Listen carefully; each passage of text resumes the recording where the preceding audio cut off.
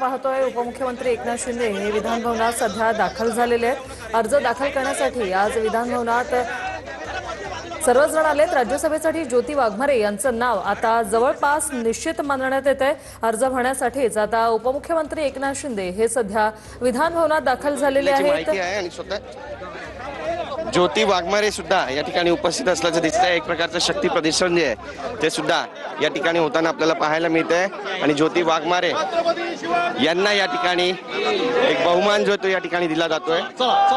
आणि या ठिकाणी आपण पाहतोय शिवसेनेचे सर्व मंत्री नेते खासदार जे आहेत ते या ठिकाणी उपस्थित आहेत आणि ज्योती वाघमारे यांना आता शिवसेनेकडून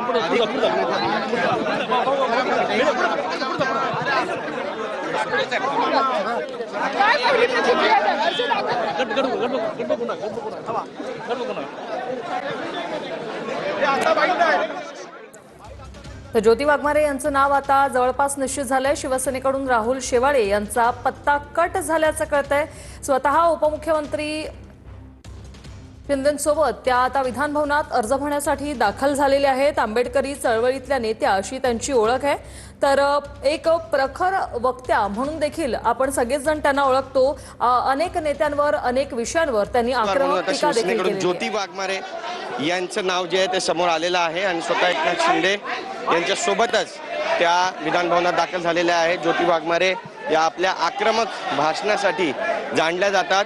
प्राध्यापक आहेत आणि आता थेट राज्यसभेवर त्यांची या ठिकाणी वर्णी लागलेली आहे। ही सगळी दृश्य आपण या ठिकाणची पाहतोय आणि ज्योती वाघमारे हे आपले सर्व पुरावे घेऊन डॉक्युमेंट्स घेऊन विधान भवनामध्ये आता दाखल झालेले आहेत। नामांकन अर्ज त्या शिवसेनेच्या वतीनं दाखल करणार आहेत आणि एकनाथ शिंदे यांनी लाडक्या बहिणीला ही संधी दिलेली आहे।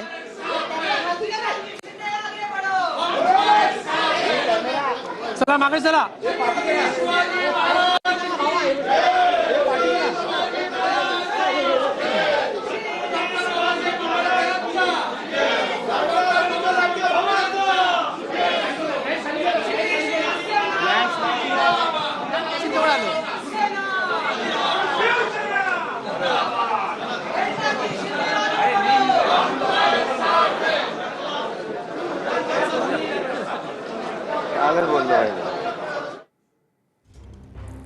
तर शिवसेनेकडून ज्योती वाघमारे राहुल शेवाळे यांची नावं चर्चेत होती। मात्र शिवसेनेकडून राहुल शेवाळे यांचा पत्ता कट करत आता ज्योती वाघमारे यांच्या चेहऱ्याला पसंती देण्यात आलेली आहे। त्यामुळे ज्योती वाघमारे आता उमेदवारी अर्ज दाखल करणार आहेत।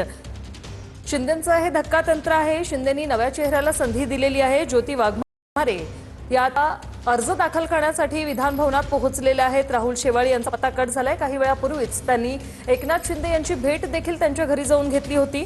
सध्या ज्योती वाघमारे या प्रवक्त्यात आणि सोलापुरात नगरसेवक म्हणून त्यांनी सुरुवात केलेली आहे। थोड्याच वेळात आता त्या उमेदवारी अर्ज देखील दाखल करतील।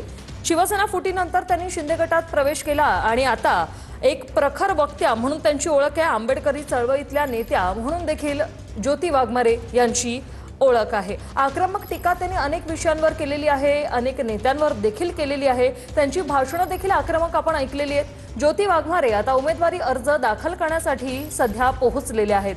उपमुख्यमंत्री एकनाथ शिंदे यांच्या सोबत त्या विधान भवनात पोहोचलेले आहेत। त्यांच्या उपस्थितीत आता त्या अर्ज भरतील।